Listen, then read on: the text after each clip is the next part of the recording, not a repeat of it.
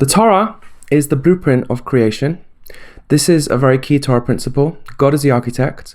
He designed the world with the schematics of the blueprint, which are the Torah, and he builds it by partnering with Torah scholars. Therefore, we have the schematics of everything. Some of them are a bit harder to unravel from the Torah, but the mystical tradition contains all the secrets of the spiritual cosmos, which are essential to understand because all life is based on that. And the physical world also, but we're not going to get into that in this video. So in this video, I'm going to try to explain all that based on the teachings of the Kabbalists and the Hasidic masters who have explained this esoteric tradition. They have been able to do so because it's been revealed to us by Hashem. It was originally given to Adam, passed on to Abraham, Yitzhak, and Yaakov, through King David, through King Shlomo, all the way to Rabbi Akiva and his student, Shimon Bar Yochai, who canonized it in the Zohar. It was also given to Moshe at Sinai, and we have all the names of everybody in between, all those different chains. So it's a very, very robust tradition, and it has been explained better and better and better over time because we're talking about things that don't necessarily fit in our physical paradigm. We're talking about spiritual matters. Therefore, we haven't had the tools with which to explain it, although thanks to certainly increases in the wisdom of the philosophies of the world, the Greek philosophy was used heavily to try to explain these ideas. In the Zohar as well, you'll see some Greek language, because the Greek language was very good at doing that.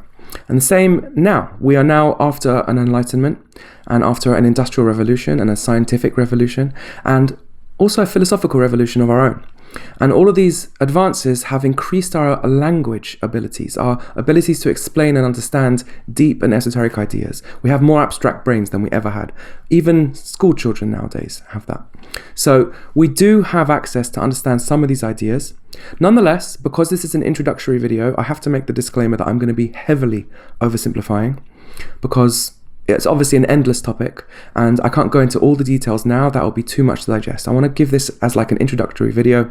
I'll also be using some incorrect language sometimes. You'll have to forgive me. Like if I say before creation, we know that there's no before time. That doesn't make sense, but what else can we say? So just bear with me. Let's treat this as a right-brained, philosophical explanation. Very loose, very casual, let's say. The 10 fundamental units of all life are the Sfirot. They are arranged in a certain form. That form is based on the form of God. As we say in Moreh Nevuchim, God is the form of the universe. And that form is copy-pasted endlessly. And every time it's copy-pasted, it has a slightly different signature. And every single unique signature represents a unique life. So, the 10 Sfirot, once you understand what they all individually are, and I won't go into that completely in this video, I'll only give you a rough idea. But when you realize that they form the basis of a life, then you'll realize how it all works. So let's just quickly do that. The Sfirot are arranged into the form in a bit like the shape of a man. There's a right, a left, and a middle. There's a top and a bottom. The top Sfirot represent what goes on at the very beginning of our motivational living process. So every person is driven to live. And the way that works is there is a flow from top to bottom. At the top Sfirot are intellectual and desirous. So we have this thing called Keter, the Sphira called Keter, crown, and it's where all of everything initiates in our being. We start off just by wanting. We want to live. We want to get up in the morning. We want to pursue our goals. Wanting is the very first stirring of life in the soul. It then transmits that want, firstly, through the intellect. The intellect, there are 2 intellectual Sfirot, right brain and left brain, they roughly correspond to. And each one is unique and different and have to be understood. And then that creates an emotion. There are 6 emotions, and then there's a 7th item, a 7th Sphira called Malchut, which is where it gets translated into action. So action starts in this physical world because of spiritual matters, desire, and then intellect, and then emotion, and then action. So the 10 Sphirot each correspond to a unique piece or fundamental unit of life. So in the human, which is quite sophisticated, we have very complex emotions. The sphere of chesed, the first emotional sphere, is the feeling. It's all positive feelings like love, closeness, things like that, kindness. And then there's another sphere for the negative feelings like hate, anger, moral indignation, judgment. One thing I want to say about the Sefirot now is that they are very complicated. You'll hear them spoken about in various contexts. You might hear the sphere of judgment not connected to any emotions. It only becomes an emotion when it's in a human, for example. But don't let that put you off. Just keep at it. Keep going, keep learning. Let the definition sometimes flip, and eventually you'll start to realize how everything's all the same, it's all connected. But for now, just bear with me, okay? I do want to say one thing about the Sefirot, though, is that they are all qualia. Yeah? Qualia is a philosophical concept. It describes what's called a conscious experience. The reason why it's limited to conscious experiences is because that's where the philosophy derives from, and that's the easiest way to explain it. So, for example, the conscious experience of the color red is something that happens in our brain, and we see this beautiful, rich, deep color that we cannot describe. We can't describe it with maths, physics, poetry. There is no way to describe it. And that is fundamental. That's not a limitation on our science or our craft. It's purely fundamental. They are axioms of consciousness, you could say. So I can't think of a new color. I can't possibly think of a new color, and neither can you, neither can anybody in the world. Even Einstein and Newton couldn't. If Einstein had never seen red, Newton would never, in a million years, explain to him what it looks like. You just have to see it to know it. And if I were to see a new color, I would know that a new creation has been created from nothing. Because, as I said, these are qualia, these are axioms. They are not created of anything more fundamental than what they are. They are the fundamental units. So every color corresponds to a sefira. The Sefirot are the original, what's called a blima. They are sitting on the very, very edge of nothingness because they are the very first creation. Okay? So, there are 10. God emanated 10 fundamental units called the 10 Sefirot. He arranged them into a certain order and form, and that form makes up all life. Okay, so your soul is composed of 10 Sefirot, and that's who you are. That's your personality. And every single arrangement of those 10 Sefirot represents a unique signature. So let's now only talk about humans, okay? The rest of this video is just going to be talking about humans. We're going to talk about all these topics at great length in specific and detail and more in many other videos. But let's just talk about the human, okay? The human form was created in the image of God because the 10 Sefirot that God originally emanated contain everything else. The way that works is what's called a fractal design, meaning the bigger is copy-pasted into the smaller, and then it's copy-pasted again within that, second stage and third stage and fourth stage. The dimension of this fractal is not infinite, although it could be, but God did put a limit on it. That's why there's a finite number of humans. So, the 10 Sefirot of Adam, the first human, were a copy-paste of the 10 of God. The differences, I'm not going to go into here, but of course there's differences, right? And the theology of what came before the Sefirot and how they were emanated and the Simsum and all that is also not for this video. However, I want you to think of this fractal design as an upside down tree. There is one trunk, and then that trunk splits into 10 branches, okay? And those 10 branches, so those are the 10 Sefirot of God, let's say. Then those 10 branches were created for Adam as well. He's the Zulator, he's the other that God created.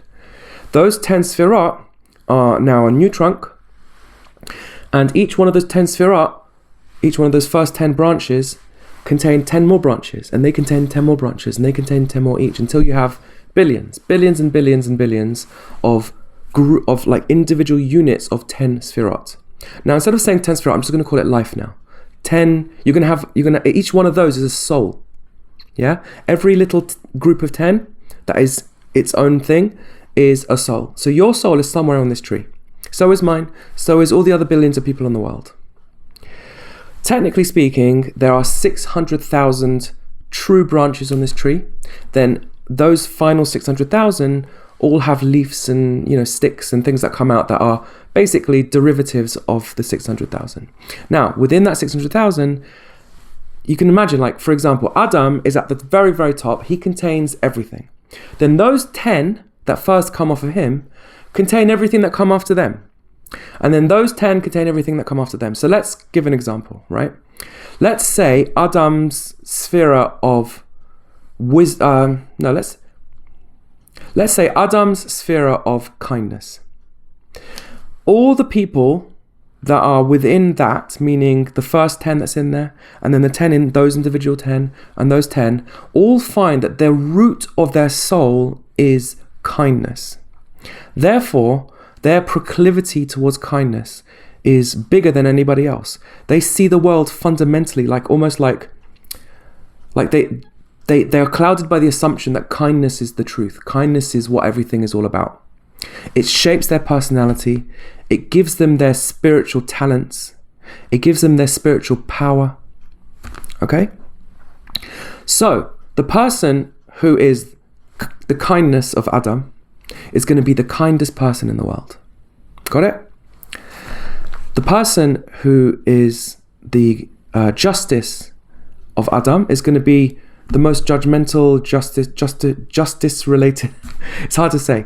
The person who's into justice the most, who thinks that the whole world has to be viewed through the lens of justice. That will shape his personality. That will shape everything that he does. And it also is the source of his mission in life. This is where we have to get into the purpose of life, okay? Every single personality that you can derive from this has the correct way to express itself and the incorrect way and everything in between. I'm going to give another example because I like this example. There's a sphere called Da'at, okay? And I haven't mentioned it because, as I said, I'm simplifying. But if there was somebody who was the root of Da'at, whose root is Da'at, his best way to express himself is to see the world and find all the goodness. Because that's what Da'at does. It recognizes things. It recognizes intellectual matters. It can see concepts in the world.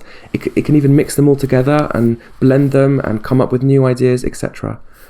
It's the part of your brain that it digests ideas and plays with them. Once you've digested an idea, you don't have to think about it anymore. You've just got it. And now you've got another idea. Now you can start playing with them. You can compare them. You can mix them. You can see paradoxes. You can mix good and evil.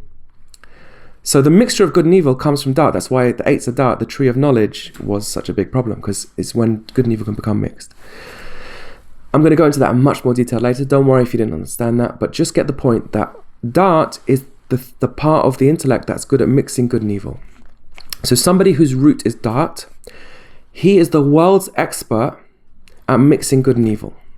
So the correct way to express that, the way he can become godly, good, do his mission correctly, succeed in his mission, is by being the world's expert at finding the good in everything, because the whole world is a mixture of good and evil. So he will be the one that converts all the evil into good, extracts all the good from the evil, and can even convert the evil itself into good, because he has the power of unifying opposites, etc. The worst thing that he can do, he can become evil and mess up his mission, or get it, ruin it, or do the worst evil that he can with his talents, is to convince everybody that there's no such thing as good and evil, because look, they're all the same. He mixes it all together. Good looks like evil, evil looks like good. He's the world's expert at doing that. Got it? So every single spiritual signature, whether it's let's go down to the very bottom now. Imagine there's a person who is founded in the Chesed of Abraham, and then the Gevurah of that, and then the Netzach of that, and then the Chokhmah of that, and then the Da'at of that. So he's a Da'at that's within a Chokhmah, that's within a Gevurah, that's within a Chesed. So his root is going to be Chesed, but his particular, expression and personality and spiritual talents will be unique to him. Okay? So therefore, he's got a unique mission. There is one correct way to express his life force, to express his personality, to express the Sefirot what's called make a tikkun, like fix them, show the world this is how God wants this part of life to be expressed. This is the good way to do it. This is the correct way. This is the godly way. Everybody's like that. Everybody's got a mission like that. And everybody's got their own unique way of looking at the world. Those are 600,000. And that is why God gave us the Torah. Because the Torah tells us how God wants our life to be led, to be lived, to be expressed, to be our talents to be utilized, and our mission. Torah, our soul is our mission, and the Torah is the guide. And Moshe is the teacher. These are all ideas that you've probably heard before, but now you see where they all really come from. Okay? So there are an infinite number of ways of expressing life. These 10 are all very, very rich. Every like chokhmah is very rich. Chesed is rich. There's a million ways to express chesed in the world. There's right ways and wrong ways. There's good ways, there's bad ways. There's correct ways, there's incorrect ways. There's constructive ways, there's destructive ways. There's impure ways and pure ways. It's all very, very rich. The tapestry of life is stunning. It's a beautiful fractal of 10 essential, fundamental, qualia-based sfirot that make up who you are. Your life is that in some fundamental way that's very hard to put into words, but you can get it if you study these topics, and the more you learn about it, the more you start to realize, oh, I feel like I come from there. I feel like, yes, this is teaching me how to use my talents. I've always known I had these talents. I didn't know how to use them. I had a guess, I had a feeling. And the Torah will tell you, this is how God lives. This is how, if it's like a theoretical, if God were 10 sfirot, was a life made of 10 sfirot, which he's become, or he's mitzamtzem himself to anyway, it's true. Don't want to get into that. This is how he would live. Now, I'm going to have to end the video here, but we haven't discussed the 4 worlds. We haven't discussed the 613 mitzvot. We haven't discussed the 5 different levels of the soul within each soul. As I said, I'm oversimplifying, but it's very important to just get this upside down tree fractal of Adam and understand where you fit into all that, where you are, who you are. And you can start thinking and playing with these ideas. Wow, every single unit of everything is 10 sfirot, and 10 sfirot is a life. So that might be why there's a soul to everything. Well, that's what that might mean.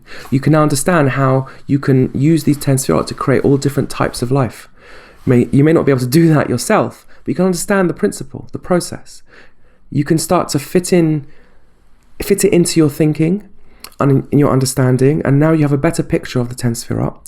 You understand why there is good and evil, and how good and evil work, and what our job is. Our job is to fix this grand tree. Every single person has their own little branch that they're working on, this little digestible chunk of the 100 billion lives that have walked on this earth.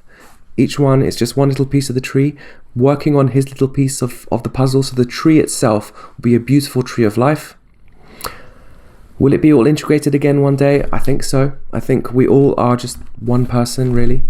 And when the curtain is lifted, I'll be able to see you by looking at me, and you'll be able to see me by looking at you, because you'll find me inside your soul. You'll be able to work your way back up the tree and see through my eyes and see the life that I led and see how I did.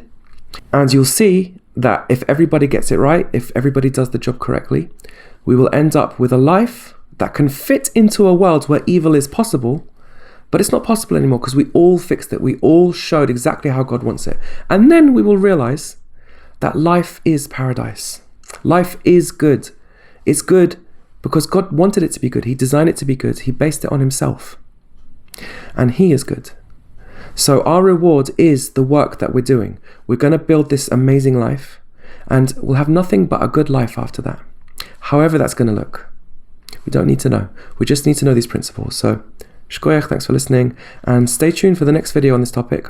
Please ask questions, please be in touch, and also please provide me with feedback. And certainly, if you think this might help a friend of yours, share it with them. I would like my teachings to be useful to everyone, because I'm benefiting from them. It's only fair that other people do. I've had the chance and opportunities to learn that a lot of people haven't. So please share it with them, and thanks for listening.